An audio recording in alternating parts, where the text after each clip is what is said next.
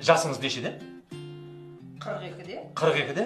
Жасыңыз келмей тұр. Басыңыз келгенмен, жасыңыз келмей тұр.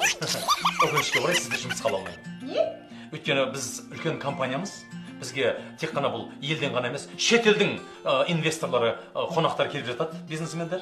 Сондықтан олар келгенде сәл жастау, сондай әдемілеу қыз отса деген ойымыз бар да, негізі. Түсінесіз ғой, енді бұл салада көп жұмыс істедіңіз, өзіңіз бара беріңіз, қош болыңыз, сау болыңыз.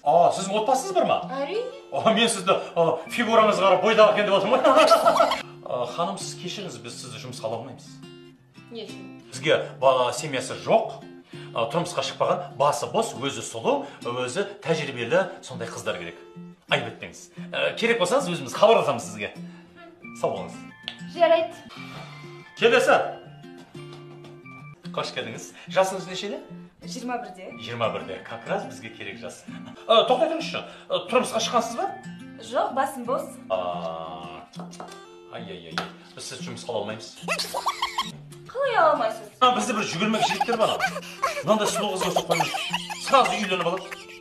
Сосын жүрем ертең. Бір айдан кейін декретте шығатын уақыт болып қалды. Ары декретте төлеу керек. 3 жыл менің мойнымда сосын. Осы орныңызға тағы адам іздеуім керек. Барыңыз. Жігіттер көрсе жабысып қалады. Барыңыз.